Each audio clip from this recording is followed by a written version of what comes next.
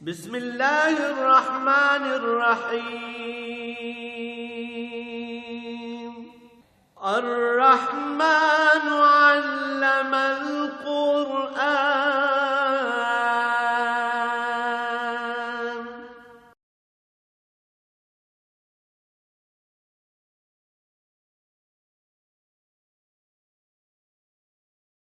الحمد للہ رب العالمین والصلاة والسلام علی حبیبہ محمد وآلہ وصحبہ اجمعین. اعوذ باللہ من الشیطان الرجیم. بسم اللہ الرحمن الرحیم. قل کفی باللہ بینی وبینکم شہیدا یعلم ما فی السماوات والارض والذین آمنوا بالباطل وکفروا باللہ اولئک هم الخاسرون. یستعجلونک بالعذاب ولولا اجل مسمی لجاءهم العذاب وليأتینهم بغتة وهم لا يشعرون. یستعجلونک بالعذاب وان جہنم لمحیطة بالکافرین. اللہم سبحانک لا علم لنا الا ما علمتنا انک انت العلیم الحکیم. مولایا صلی وسلم دائما ابدا علی حبیبک خیر الخلق کلہم. رب اشرح لی صدری ویسر لی امری واحلل عقدۃ من لسانی یفقهوا قولی. رب زدنی علما. مولایا صلی وسلم دائما ابدا علی حبیبک خیر الخلق کلہم.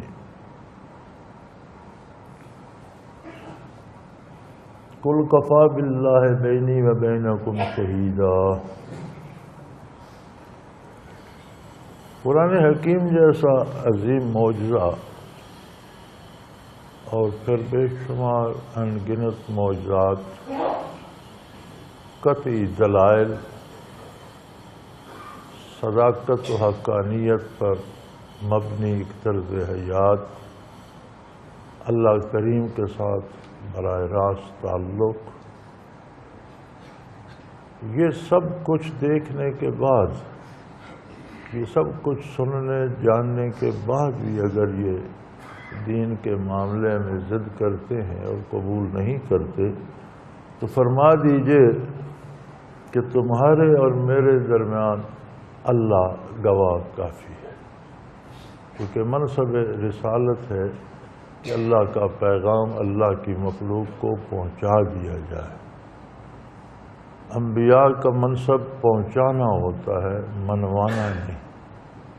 ماننے نہ ماننے کا اختیار اللہ کریم نے ہر بندے کو ذاتی طور پر دیا ہے، اور یہی مفہوم ہے لا اکراہ فی الدین، کہ دین میں کوئی زبردستی نہیں. آج کل ہمارے ہاں تو اس کے معنی بدل گئے ہیں، اور یہ کہتے ہیں کہ کوئی مسلمان جو شریعت پر عمل کرتا ہے ٹھیک ہے، جو نہیں کرتا ٹھیک ہے. لا اکراہ فی الدین، یہاں لا اکراہ فی الدین نہیں ہے. جو مسلمان شریعت کے خلاف کرے گا اس کی سزائیں مقرر ہیں، حدود و قیود مقرر ہیں، اور مسلمان حکومت کو، اسلامی حکومت کو وہ حدیں جاری کرنا پڑے. دین کے ماننے نہ ماننے کا اختیار ہے، اس میں کوئی زبردستی. آپ دنیاوی اعتبار سے دیکھتے ہیں کہ فوج میں بھرتی ہونا کوئی ضروری نہیں ہے، کوئی کمپلسری نہیں ہے کہ ہر بندہ جائے. لیکن جو ہو جاتا ہے، اب وہ فوجی قواعد پر عمل نہ کرے اور کہے جی کوئی فوج میں زبردستی نہیں ہے، تو یہ نہیں، اسے کرنا پڑے گا. اگر وہ کوتاہی کرے گا تو سزا پائے گا. اسی طرح جو اسلام قبول کرتا ہے پھر اسے اسلام کے تمام احکام ماننے پڑیں گے. کوتاہی کرے گا تو سزا پائے گا.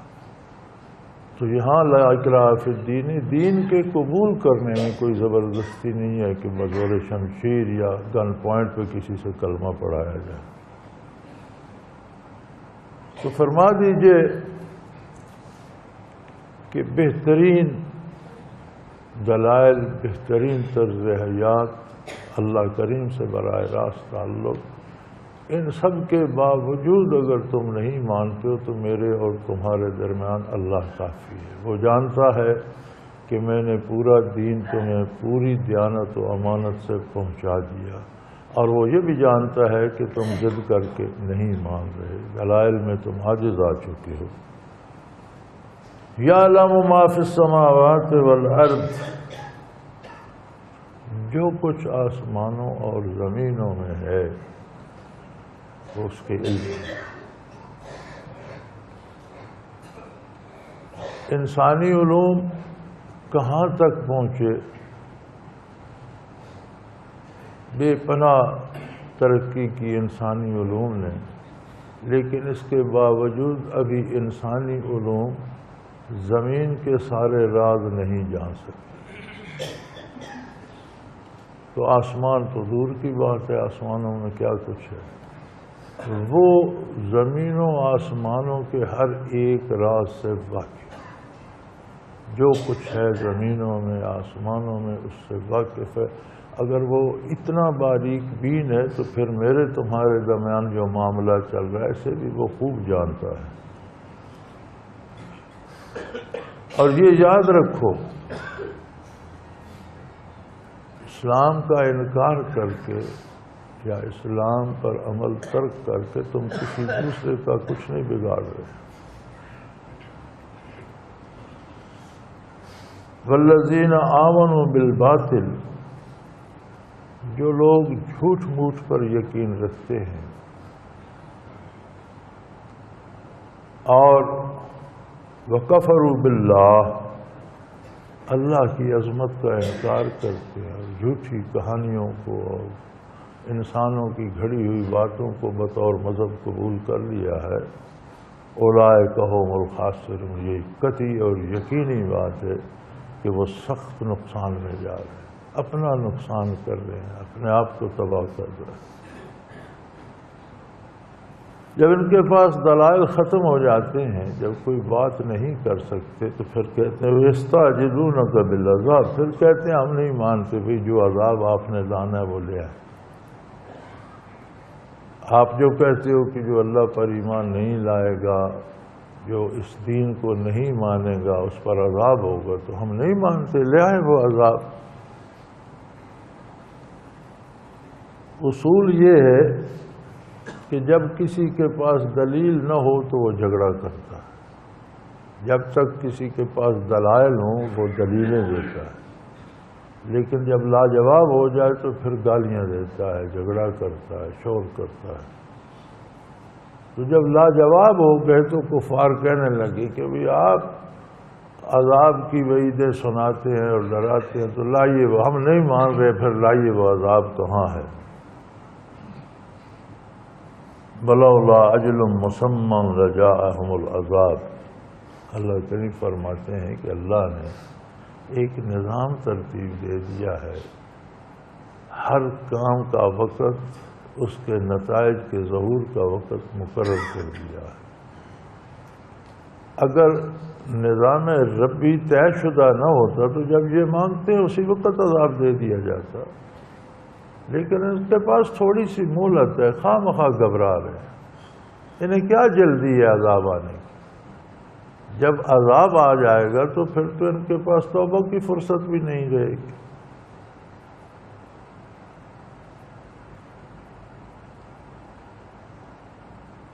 تو جہالت بہت بڑی بیماری ہے۔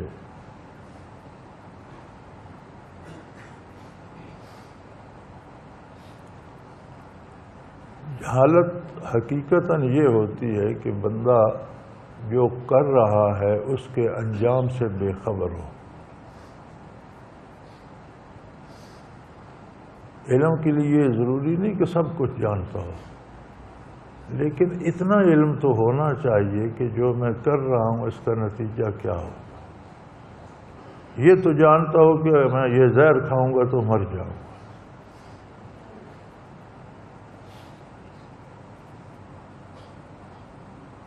تو اگر عذاب آ جائے گا تو پھر یہ کر کیا لے گا؟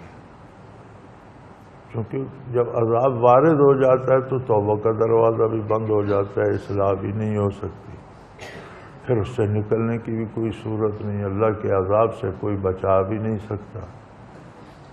تو انہیں کیا جلدی ہے؟ طے شدہ نظام ہے، جب وقت آئے گا عذاب بھی آ جائے گا۔ وَلَيَأْتِيَنَّهُمْ بَغْتَةً وَهُمْ لَا يَشْعُرُونَ، اور جب عذاب آئے گا تو اچانک دبوچ لے گا، پھر تو انہیں سمجھ بھی نہ آئے گی کہ یہ کیا ہو گیا، یہ کہاں سے آ گیا، یہ کدھر سے آ گیا، اس کے نکلنے کا راستہ کیا ہے۔ تو یہ عجیب لوگ ہیں۔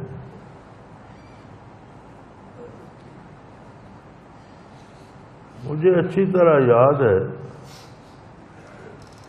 کہ ایک تھل کے گاؤں سے میں نکل رہا تھا، پیدل چلنے کا زمانہ تھا، پہاڑی راستے تھے، یہ گاڑیاں سڑکوں کا زمانہ ہی نہیں تھا، کچی سڑک یہاں سے ہوتی تھی، کوئی 2-4 بسیں چلتی تھی، وہ گیس پلانٹ ہوتی تھی، ان کے ساتھ کوئلے کے ڈرم لگے ہوتے تھے، اور وہ سویرے اسے دہکانا شروع کر دیتے تھے، جب وہ آگ سے بھر جاتا تھا تو پھر گاڑی ہینڈل مار مار کر سٹارٹ کرتے، 20-25 میل رفتار ہوتی تھی، اور 20-25 ہی سواریاں بڑی بس میں ہوتی تھی۔ تو وہ پیدل راستہ پہاڑوں سے آتا تھا، میں ادھر سے پیدل آ رہا تھا، میرے پاس رائفل تھی، تو ایک چرواہا سامنے سے اپنے جانور لے کر اسی گاؤں کو جا رہا تھا، تو مجھ سے پوچھنے لگا کہ یہ جو تمہارے پاس رائفل ہے، اس کی گولی بندے سے گزر جاتی ہے، پار ہو جاتی ہے؟ میں نے کہا بالکل ہو جاتی ہے۔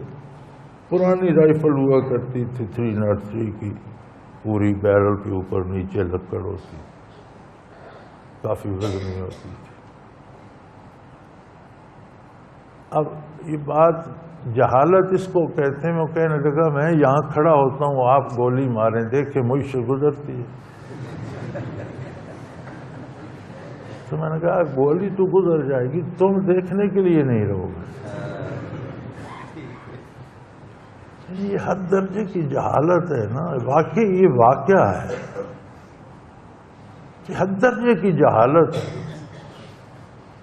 تو مذاق نہیں کر رہا تھا، وہ تجربہ کر کے دیکھنا چاہتا تھا کہ کیا بندے سے واقعی گزر جاتی ہے۔ تو اس نے کہا آپ گولی چلائیں، میں کھڑا ہوتا ہوں، کیا مجھ سے گزر جائے گی؟ میں نے کہا تم دیکھنے کے لیے نہیں بچو گے کہ گزری یا نہیں گزری تو کیا فائدہ۔ تو یہی حال کفار کا ہے۔ خود ذات نبی کریم صلی اللہ علیہ وسلم اور آپ کی ہر ادا ایک معجزہ ہے۔ پھر بہت بڑا معجزہ ہے قرآن کریم، جس کا ذکر خیر ابھی گزرا، کہ آپ نے 40 برس ان میں گزارے، نہ آپ لکھنا جانتے تھے نہ پڑھنا، نہ آپ نے کبھی لکھا نہ پڑھا۔ پھر اچانک اتنی فصیح، اتنی عظیم، اتنی سچی، اتنی کھری، اتنی علوم کے خزانوں سے پر کتاب آپ نے کیسے، اگر اللہ نے نہیں بتائی تو آپ نے کیسے کر دی؟ بے مثال و بے لاجواب، اور وہ دنیا کی واحد کتاب جسے الکتاب کہا جا سکتا ہے۔ اور پھر یہ کہتے ہیں کہ جی آپ عذاب، جب عذاب آ جائے گا تو پھر ان کے پاس اس سے بچنے کا موقع کب ہوگا؟ توبہ کا دروازہ کب بند ہو جائے گا، توبہ کا موقع نہیں رہے گا، کوئی بچانے والا نہیں ہوگا۔ اور جب عذاب الہی آتا ہے تو یکدم دبوچ لیتا ہے، پھر بندے کو سمجھ نہیں آتی کہ کدھر سے آیا، کیا آیا اور کیا ہوا۔ یستعجلونک بالعذاب، یہ بے وقوف آپ سے سوال کرتے ہیں کہ عذاب لے آئیے۔ وَإِنَّ جَهَنَّمَ لَمُحِيطَةٌ بِالْكَافِرِينَ، اور یہ کافر ایسے بے وقوف ہیں کہ یہ تو رہ ہی عذاب الہی میں رہے ہیں، انہیں تو جہنم نے گھیرا ہوا ہے۔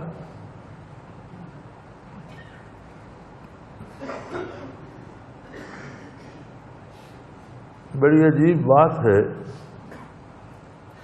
کہ آخرت دائمی اور ابدی ہے، ہمیشہ کے لیے، دنیا عارضی اور وقتی ہے۔ دنیا کمزور ہے، آخرت طاقتور ہے۔ طاقتور کا اثر کمزور پہ رہتا ہے، تو جو کفر کرتا ہے اس کا جہنم کے ساتھ ایسا تعلق ہو جاتا ہے کہ وہ دنیا میں بھی جہنمی میں جی رہا ہے، اور اسے سمجھ نہیں آتی یا وہ سمجھنا نہیں چاہتا یا اللہ اس کی عقل مار دیتے ہیں کہ جو کام وہ خوشی کے لیے کرتے ہیں اسی کام میں انہیں دکھ نصیب ہوتا ہے۔ دولت لوٹتے ہیں، رسوائی ہوتی ہے، پکڑے جاتے ہیں، بدنامیاں ہوتی ہیں، پھر فکر پڑی ہوتی ہے رات دن کہ اب یہ کیسے چھپائیں، عدالت سے کیسے بچیں، کیا ہو۔ آپ دیکھتے نہیں ملک میں کہ چوروں کا کیا حال ہوتا ہے۔ ایک زمانہ تھا، ہم نے وہ زمانہ بھی دیکھا کہ وہ کام چلے جاتے تھے اپنا دور پورا کر کے، لیکن ان کی عزت باقی رہتی تھی۔ لوگ یاد رکھتے تھے فلاں ہمارا صدر تھا، فلاں وزیر اعظم تھا، فلاں وزیر تھا۔ پھر ایک ایسا دور آیا کہ ایسے لوگ اوپر پہنچے کہ جو بھی حکومت سے جاتا اس کے پیچھے مقدمے بن جاتے۔ اب ہم یہاں پہنچ گئے ہیں کہ وزارت پر بیٹھے ہوئے سٹنگ منسٹر پولیس گرفتار کر کے لے جا رہی ہے کہ یہ چور ہے۔ تو وہ منسٹری تو اس نے عزت سے لی، عزت کے لیے لی تھی، بےزتی کرانے کے لیے تو نہیں۔ یہ حال تو بدکار مسلمانوں کا ہے، کافروں کا کیا حشر ہوتا ہو۔ اولاد آرام کے لیے، بڑھاپے میں ہاتھ بٹانے کے لیے، خدمت کرنے کے لیے ہوتی ہے، وہ مصیبت بن جاتی ہے بدکاروں کی۔ کفار کے لیے وہ تکلیف دہ بن جاتی ہے۔ بڑے شوق سے گھر بناتے ہیں، جب آرام کرنے، جب مزدوری کرتے رہتے ہیں، رات دن کام پہ لگے رہتے ہیں، جب بوڑھے ہو جاتے ہیں، آرام کرنے کی باری آتی ہے تو اولاد اس گھر سے نکال دیتی۔ تو فرمایا یہ تو جہنم میں رہے ہیں، ان کو تو جہنم گھیرے ہوئے ہے۔ ان جہنم لمحیطۃ بالکافرین، کافروں کو تو جہنم گھیرے ہوئے ہے۔ جو کام یہ آرام کے لیے کرتے ہیں اس کا نتیجہ اس کے الٹ نکلتا ہے، وہ ان کے لیے تکلیف کا سبب بن جاتا ہے۔ اور پھر جب واقعی جہنم میں پہنچیں گے، یوم یغشاہم العذاب من فوقہم من تحت ارجلہم وَيَقُولُ ذُوقُوا مَا كُنتُمْ تَعْمَلُونَ، تو ہر طرف سے عذاب گھیر لے گا، اوپر سے بھی عذاب ڈھانپ لے گا، پاؤں کے نیچے سے بھی عذاب پھوٹ رہا ہوگا، آگ ہی آگ ہوگی، درد ہی درد ہوگا، دکھ ہی دکھ ہوگا، اور ساتھ یاد دہانی بھی کرائی جائے گی، ان سے کہا بھی جائے گا کہ یہ تمہارا اپنا اعمال کا اثر ہے، تمہارا اپنا کیا دھرا ہے، جو تم کرتے رہے تھے اس میں موج اڑا، اس کے مزے لو، یہ تمہارے اعمال ہیں، ان کا نتیجہ ہے، جو تم کرتے رہے ہو اس میں آپ مزے کرو۔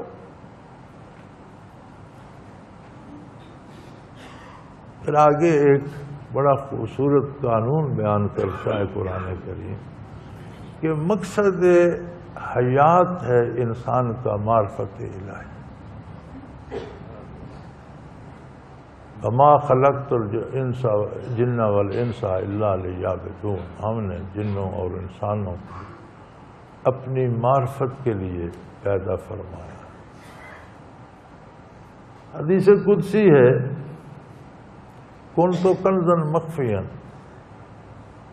فاحببت ان اعرف فخلقت الخلق، کہ میری ذات ایک پوشیدہ خزانہ تھی، مخلوق پیدا فرمائی میں نے، لیکن انہیں یہ جرت نہیں تھی کہ میری ذات کی طرف نگاہ اٹھاتے، وہ میری صفات میں اور میری صفات سے مستفید ہو رہے تھے، میری عطا سے مستفید ہو رہے تھے، حکم کی اطاعت کر رہی تھی، حاکم تک نظر اٹھانے کی جرأت اس میں نہیں۔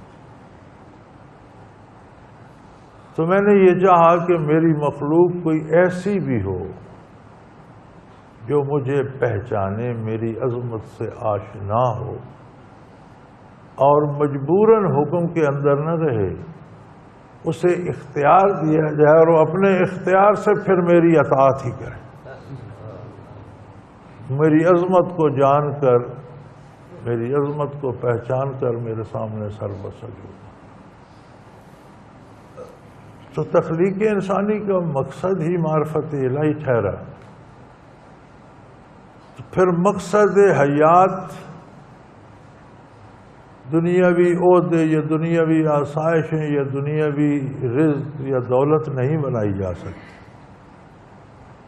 مقصد حیات معرفت الہی۔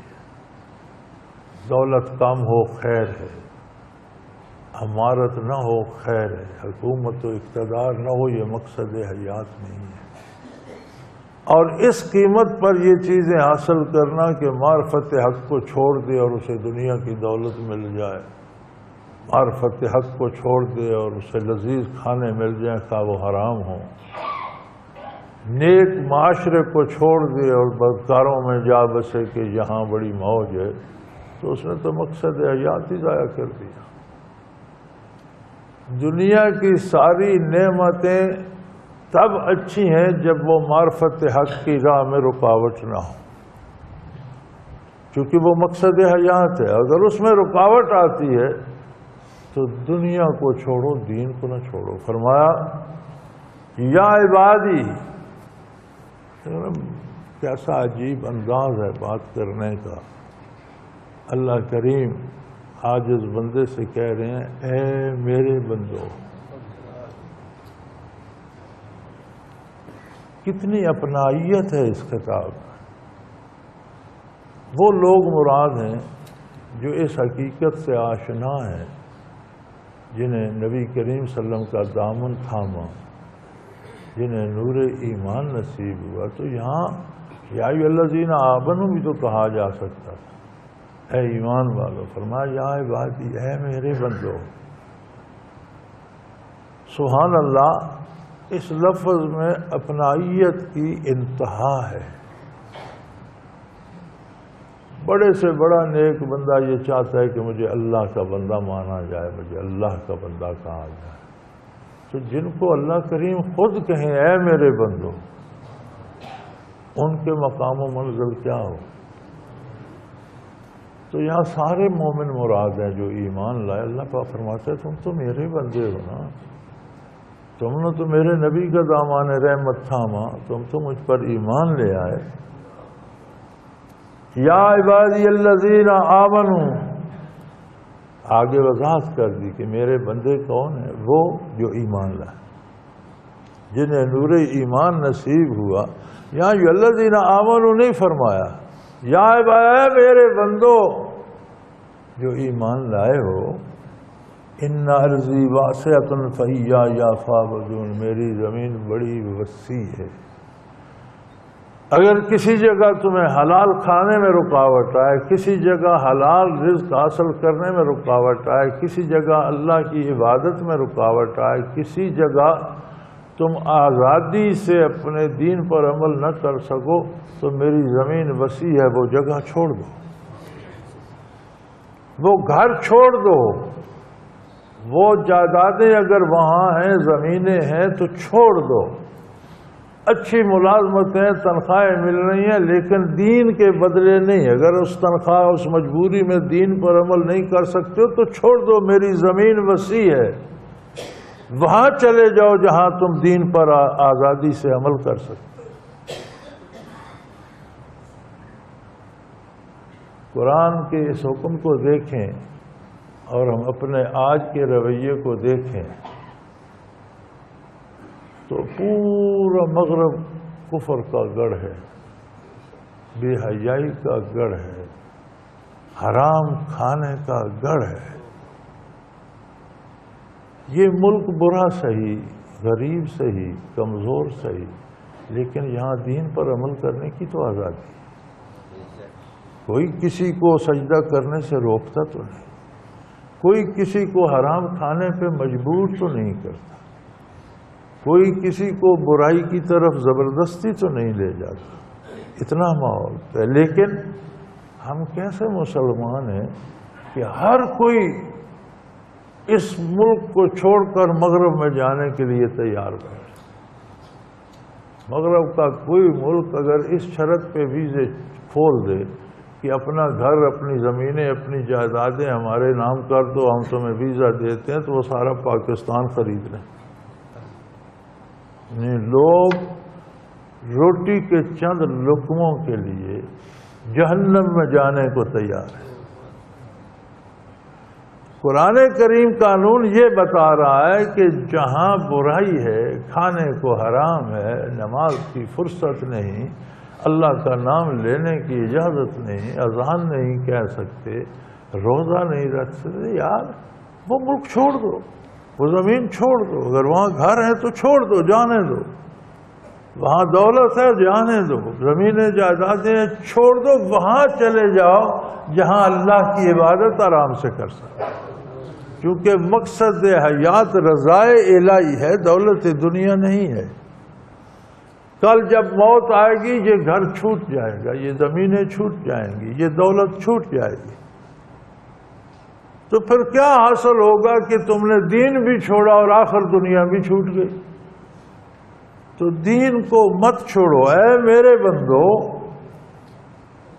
فرمایا اپنے بندے میں انہیں کہہ رہا ہوں جو ایمان لائے. الذین آمنوا ان ارضی واسعہ, میری زمین بڑی وسیع ہے. کسی جنگل میں چلے جاؤ, جنگلی پھل کھا کر, پتے کھا کر گزارا کر لو, لیکن دین پر عمل ترک نہ کرو. یہ چند روزہ زندگی ہے, یہ جنگل میں بھی بیت جائے گی. چند روزہ زندگی ہے, روکھی سوکھی کھا کر بھی گزر جائے گی. آگے ابدی اور دائمی زندگی ہے. اللہ کی رضا ہے یا غضب الہی ہے. تو رضائے الہی کا راستہ مت چھوڑو اور غضب کو دعوت نہ دو. کم از کم مسلمان تو یہ حیا کرو, جو خود کو مسلمان کہتے ہو, خود کو ایماندار کہتے ہو, تمہیں تو یہ احساس ہونا چاہیے.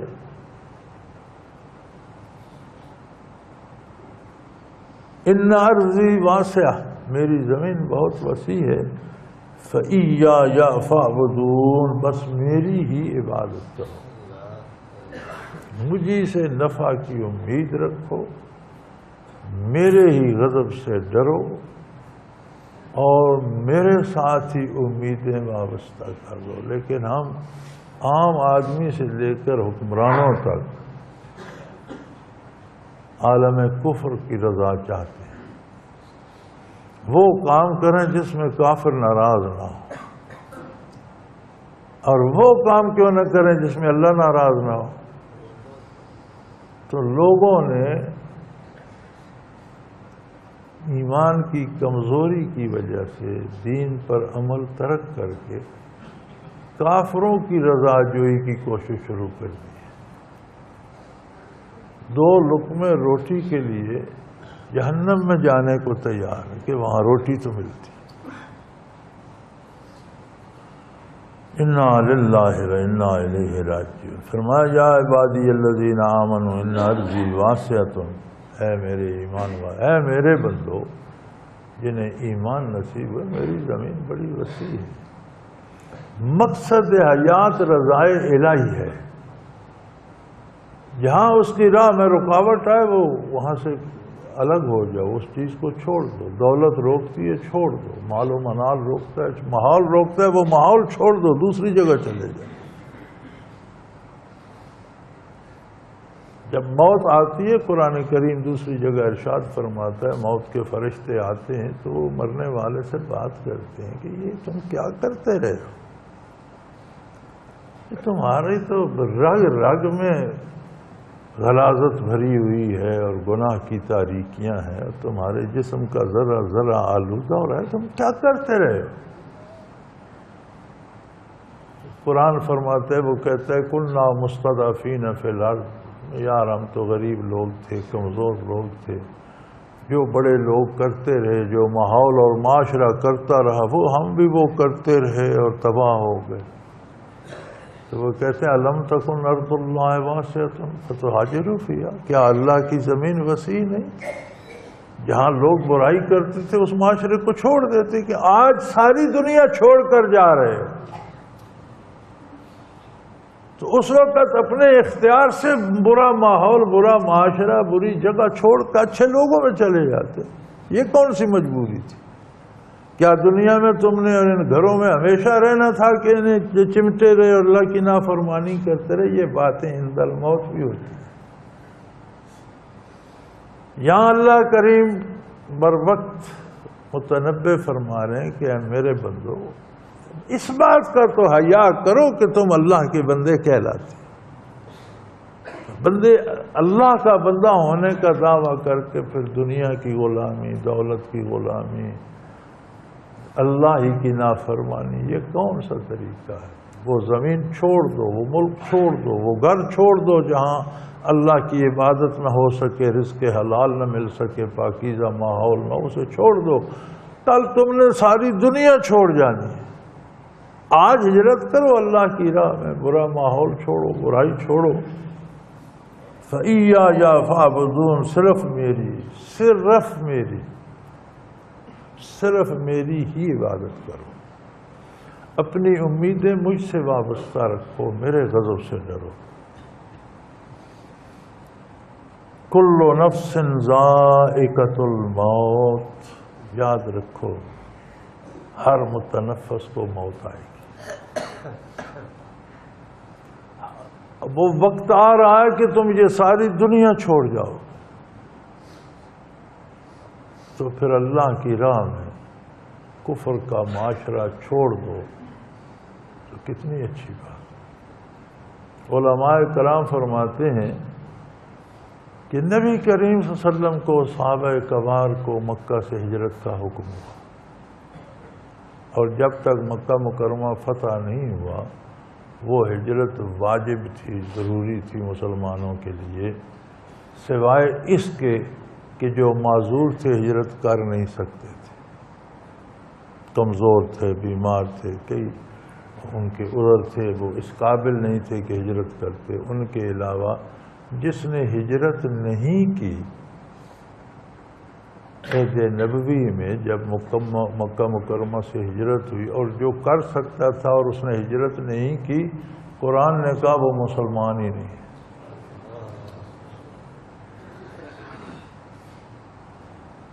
آج بھی علماء فرماتے ہیں کہ جہاں ماحول برائی پہ مجبور کرتا ہو وہاں صاحب استطاعت پر ہجرت واجب ہے کہ اسے چھوڑ کر نکل جائے، نہیں کرے گا تو ترک واجب کا مرتکب ہوگا۔ ہاں یہ کہ کوئی ایسا کمزور ہو، مجبور ہو، وہ کر نہ سکتا ہو تو اللہ معاف فرمانے والے ہیں، لیکن جو کہ ہجرت نہ بھی کرے تو خود کو کفر و شرک حرام سے بچا کر اللہ کی اطاعت پہ قائم رہے،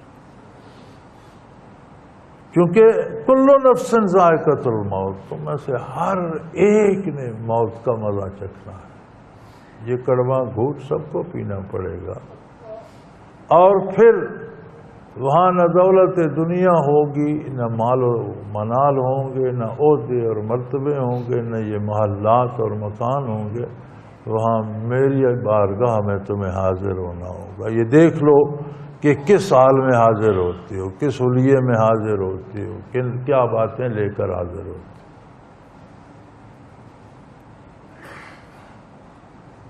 یاد رکھو جب وہاں پہنچو گے تو وہاں عہدوں کا اعتبار نہیں ہوگا، دولت و غربت نہیں پوچھی جائے گی، وہاں اعمال دیکھے جائیں گے۔ والذین آمنوا وعملوا الصالحات، جو لوگ ایمان پر قائم رہے اور انہوں نے نیک اعمال کیے۔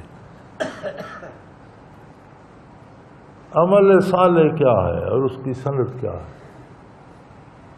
ایمان کیا ہے اور اس کی دلیل کیا ہے؟ ایمان نام ہے اس عقیدے کا اس نظریے کا جو محمد الرسول اللہ صلی اللہ علیہ وسلم نے تعلیم فرمائی. ورنہ اپنے طور پر تو اللہ کو ہر کوئی مانتا ہے.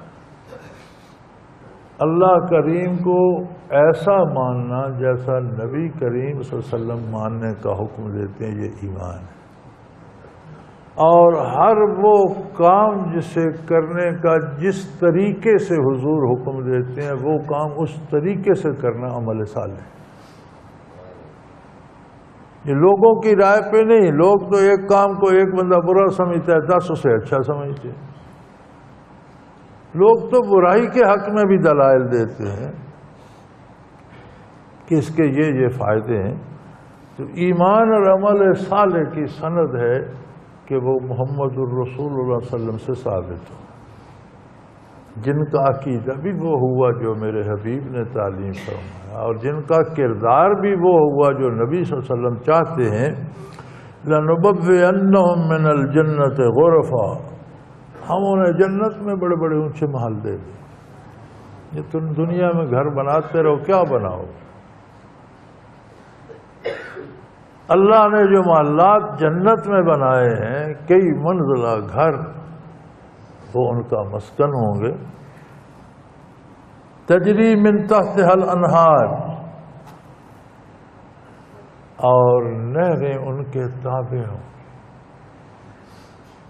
تحت کا مطلب ہم نیچے لکھ دیتے ہیں، اردو کا دامن تنگ ہے.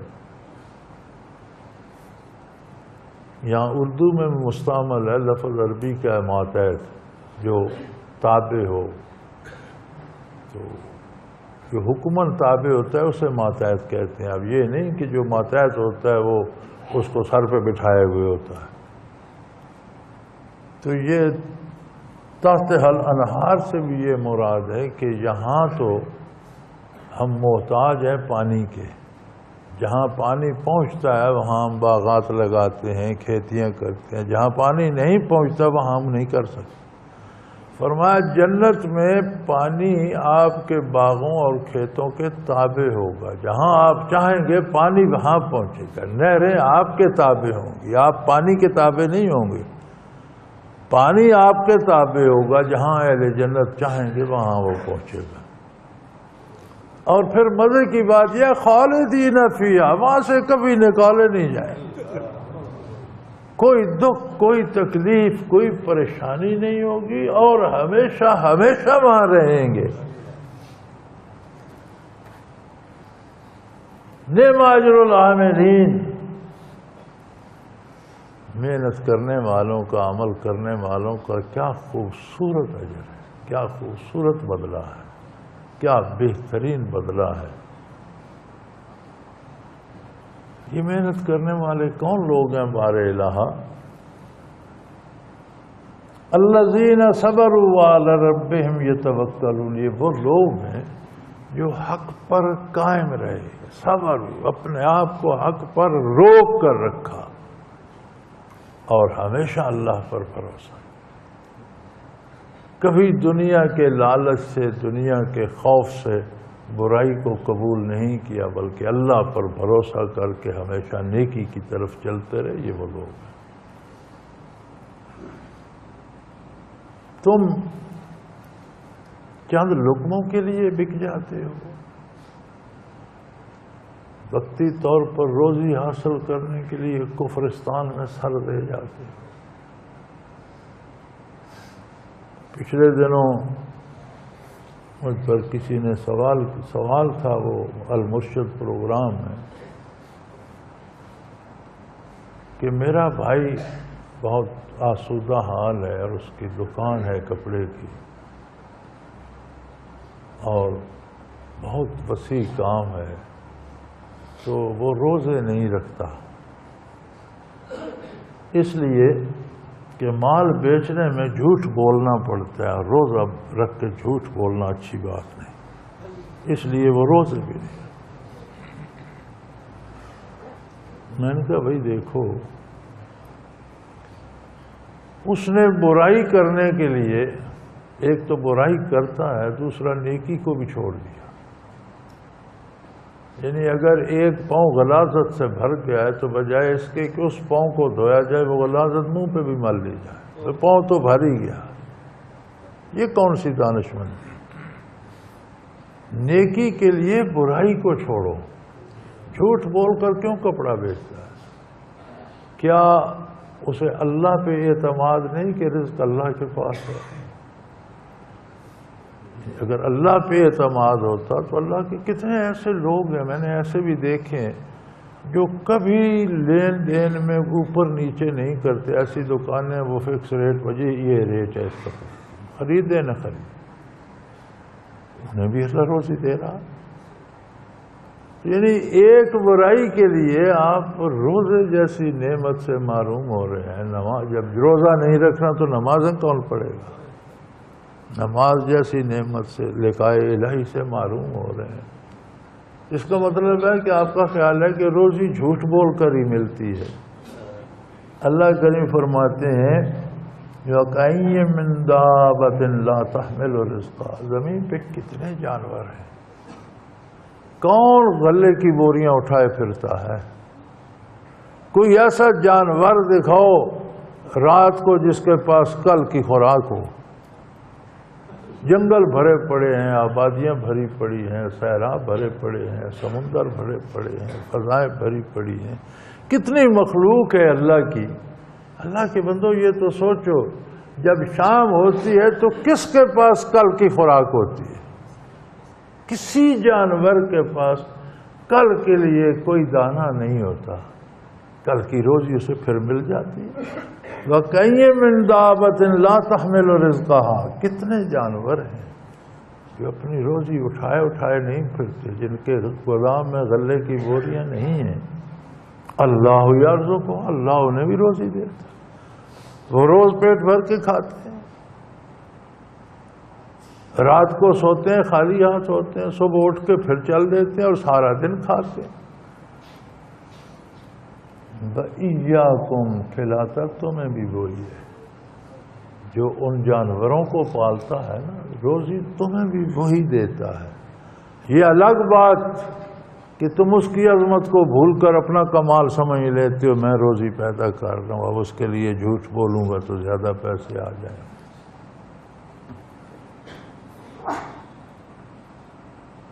وہی کھلاتا ہے انہیں۔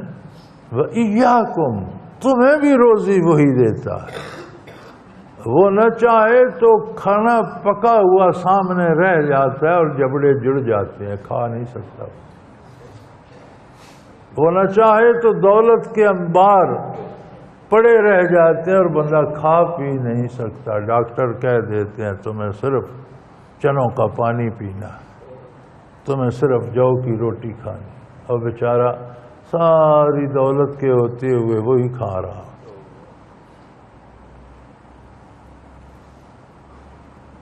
وَهُوَ السَّمِيعُ الْعَلِيمُ، وہ ہر بات کو سن بھی رہا ہے، ہر بات کو جانتا ہے۔ اللہ کریم ہر چھوٹی بڑی بات سے ہمہ وقت آگاہ ہے۔ جو تم باتیں کرتے ہو بڑے دیدہ دلیر ہو کر اور دلائل دیتے ہو اللہ کے حکم کے خلاف، وہ بھی وہ سن رہا ہے۔ جو اس کی عظمت کا اقرار کرتا ہے، جو الفاظ ادا کرتا ہے، وہ بھی اللہ کریم ذاتی طور پر سن رہے ہیں۔ لب کھولتے ہوئے یہ یاد رکھو کہ تمہاری بات کوئی سنے نہ سنے، اللہ کریم سن رہے ہیں۔ جسے تم کہنا چاہتے ہو شاید وہ سنے یا نہ سنے، یا سنے اور نہ سمجھے، ہو سکتا ہے، لیکن اللہ کریم سن رہے ہیں۔ ذرا ان سے یہ پوچھ لیجئے، وَلَئِن سَأَلْتَهُم مَّنْ خَلَقَ السَّمَاوَاتِ وَالْأَرْضَ، یہ جو نظام کائنات دیکھ رہے ہو، وَسَخَّرَ الشَّمْسَ وَالْقَمَرَ لَيَقُولُنَّ اللَّهُ، ایک ایسا نظام بنا دیا۔ سائنس تجزیے کرتی ہے جی، دھوپ پڑی، سمندروں کا پانی گرم ہو کر بخارات بنا، ایک ایسے خطے میں پہنچا جہاں ٹھنڈک ہے، وہاں جم کر بادل بن گئے، فلاں جگہ پہنچا، فلاں گیس مل گئی، اس سے بارش ہو گئی، بارش ہوئی تو مردہ زمین میں جان پڑ گئی، سبزہ نکل آیا، فصلیں آ گئیں، درخت بن گئے، پھل لگ گئے۔ یہ سارا تجزیہ تو کرتے ہو، کوئی سائنس کے پاس یہ جواب بھی ہے کہ اس سب کو بنایا کس نے؟ سائنس یہ بھی بتائے نا، سورج کا خالق کون ہے، بنانے والا کون ہے، اس میں گرمی کس نے رکھی، اس کی شعاؤں میں تپش کس نے، پانی کو پانی کس نے بنایا، اس میں بھاپ بننے کی خصوصیت کس نے رکھی، بھاپ سے بادل بننے کی خصوصیت کو خطہ زمہریریہ کس نے بنا دیا کہ وہاں جا کر بادل بن جاتے ہیں۔ فرمایا جب یہ سوال کریں گے آپ کہ سورج، چاند، ستاروں، سیاروں کو کس نے اپنی کام پہ لگا دیا،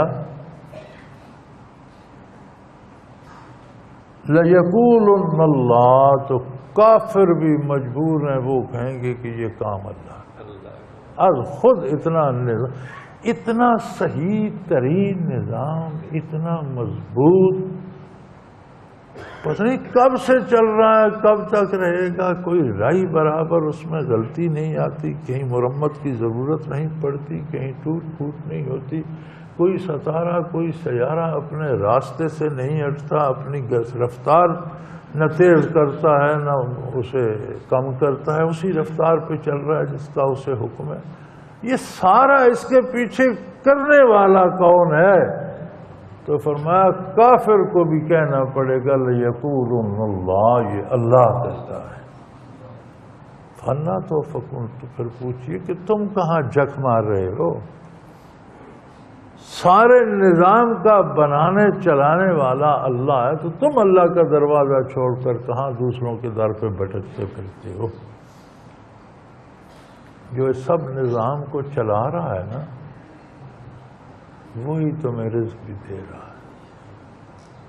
اللہ یبسط الرزق لمن یشاء، جس کے لیے چاہتا ہے روزی کو فراخ کر دیتا، جب چاہتا ہے زیادہ کر دیتا۔ اللہ یبسط الرزق لمن یشاء من عبادہ، اپنے بندوں میں جسے زیادہ روزی دینا چاہتا ہے، دولت دینا چاہتا ہے، اقتدار دینا چاہتا ہے، اسے دے دیتا ہے، اور پھر دیکھتا ہے کہ دولت پا کر، اقتدار پا کر شکر کرتا ہے یا کفر کرتا ہے۔ وَيَقْدِرُ لَهُ، اور بعض کے لیے روزی کم کر دیتا ہے، تنگ کر دیتا ہے، وہ مزدوری کرنی پڑتی ہے، انہیں عہدہ کوئی نہیں ملتا، مزدوری کم ملتی ہے، اخراجات زیادہ ہیں، تنگی آ جاتی ہے۔ یہ بھی وہی کرتا ہے، دیکھنا چاہتا ہے کہ اس تنگی میں بھی میرا ہی بندہ رہتا ہے یا دنیا کی خاطر دوسروں کے دروازے پہ جھک جاتا ہے۔ تو اس کے اپنے انداز ہیں۔ تم اس غلط فہمی میں رہتے ہو کہ میں نے اپنی دانش سے اتنا کما لیا، یہ بے وقوف تھا، یہ غریب رہ گیا، ایسی بات نہیں ہے۔ وہ جو نظام کائنات کو، ستاروں، سیاروں کو، زمینوں، آسمانوں کو، ہواؤں، بادلوں کو چلا رہا ہے، وہی اس نظام کو بھی چلا رہا ہے، اور بندوں کا امتحان ہے، کسی کو روزی زیادہ دے کر آزماتا ہے، کسی پر روزی کم کر کے آزماتا ہے۔ ان اللہ بکل شیء علیم، اور اس بات کے ہر ذرے ذرے سے وہ ہر وقت واقف۔ کوئی ایسا بندہ نہیں کہ وہ اللہ کو بھول گیا اور بیچارہ بھوکا رہ گیا، نہیں، وہ جانتا ہے، وہ جان کے بھوکا رہتا۔ کوئی ایسا بندہ نہیں کہ اللہ کو پتہ ہی نہیں اور اس نے کہیں سے دولت سرکا لی، ایسا نہیں ہوتا، وہ سب جانتا ہے، زیادہ بھی خود دیتا ہے، کم بھی خود کر دیتا ہے۔ وہ بندے کو پرکھتا ہے اور پھر اس کے اعمال کے مطابق اس پر انعام فرماتا ہے۔ غلطی کرتا ہے تو اپنا بدلہ پا لیتا ہے۔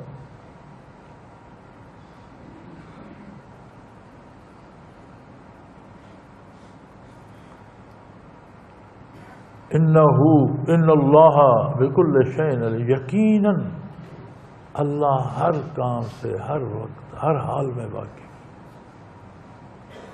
وَلَئِنْ سَأَلْتَهُم مَّن نَّزَلَ مِنَ السَّمَاءِ مَاءً فَأَحْيَا بِهِ الْأَرْضَ مِن بَعْدِ مَوْتِهَا، کیا عجیب بات ہے۔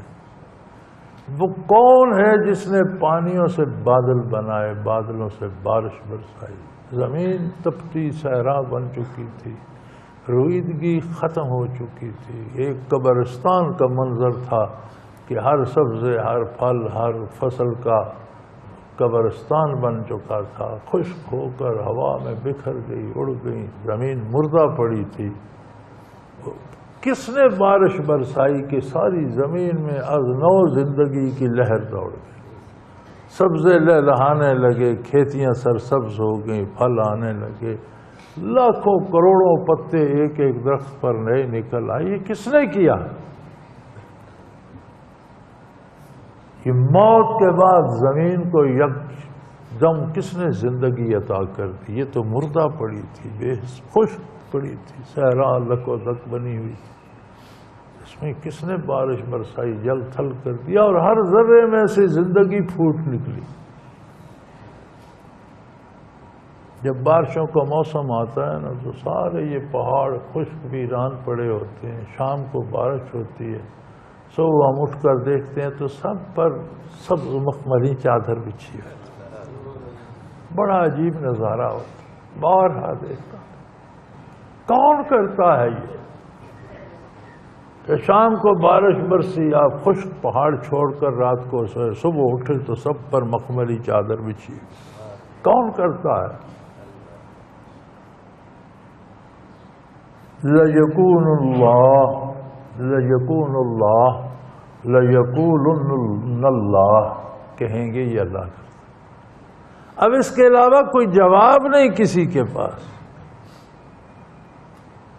کافر کو بھی کہنا پڑتا ہے کہ یہ اللہ ہی کرتا ہے۔ قُلِ الْحَمْدُ لِلَّهِ، تو فرما دیجئے کہ اللہ کا بہت شکر ہے۔ اس کے باوجود اگر تم اللہ کی عظمت کو نہیں مانتے تو ہم تو اس بات پہ اس کا شکر ادا کرتے ہیں کہ وہ حیات بخشتا ہے، نعمتیں عطا کرتا ہے، اور وہی اس بات کا مستحق ہے کہ اس کا شکر ادا کیا جائے، اور شکر ادا کرنا ہوتا ہے عطا۔ شکر کیا ہے؟ اس پہ بڑی لمبی لمبی بحثیں، کتابیں لکھی گئی ہیں صرف اس بات پر کہ شکر کس طرح کیا جائے، شکر کرنا ہے کیا۔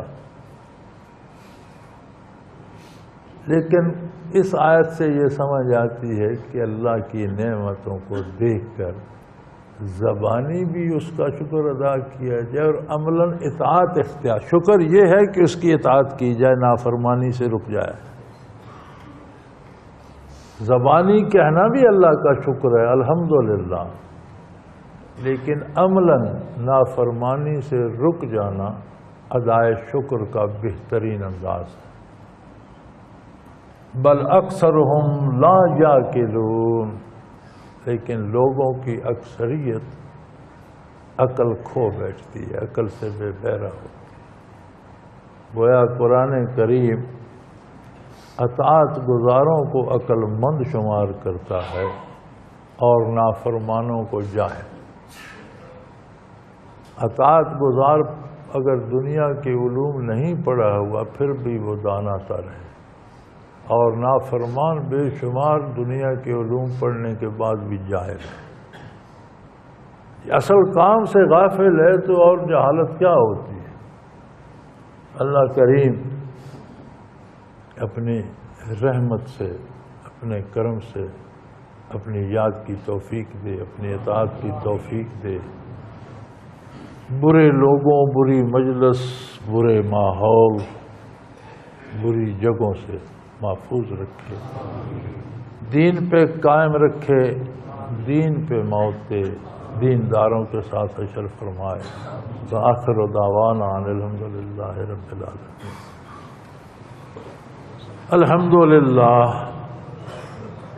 الحمدللہ رب العالمین، والصلاة والسلام علی حبیبہ محمد وآلہ وصحبہ اجمعین۔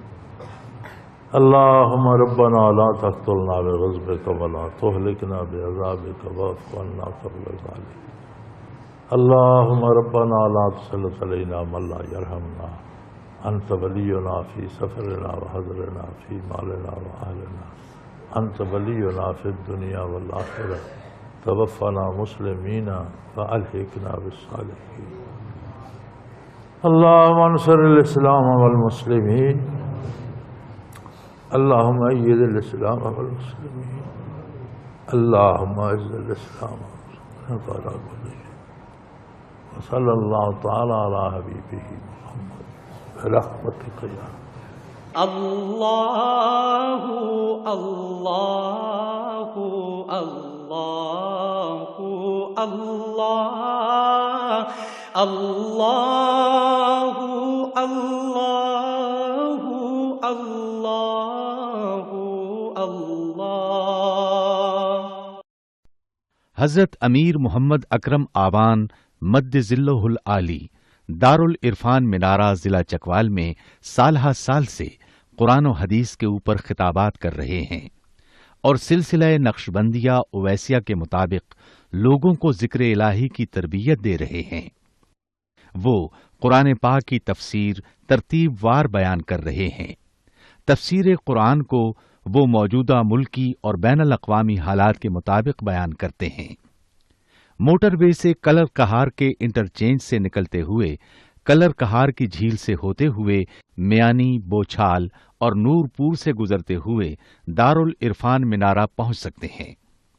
حضرت امیر محمد اکرم آوان نے بچیوں اور بچوں کی دینی اور دنیاوی تعلیم کے لیے سقارہ اکیڈمی کے نام سے ایک درسگاہ بھی قائم کی ہے، جس کا افتتاح ملک پاکستان کے صدر جنرل محمد ضیاء الحق نے اپنے دست مبارک سے کیا تھا۔ وہ تمام احباب جو اسلام کی طلب رکھتے ہیں ان سے گزارش ہے کہ دارالعرفان منارہ ضلع چکوال میں امیر محمد اکرم آوان صاحب کے خطابات سے مستفید ہوں۔ وہ ہر جمعے کو نماز سے پہلے بیان فرماتے ہیں۔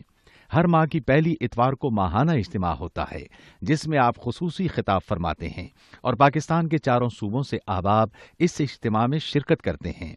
اس کے علاوہ یہاں سال میں 2 مرکزی اجتماعات بھی ہوتے ہیں، ایک رمضان المبارک میں اعتکاف کا اجتماع اور دوسرا جولائی اور اگست میں 40 دن کا اجتماع ہوتا ہے جس میں روحانی تربیت کی جاتی ہے۔ اپنا خون سیماب دے کر اتنا ہم کر جائیں گے، نام آقا کا چمن میں پھر رقم کر جائیں گے۔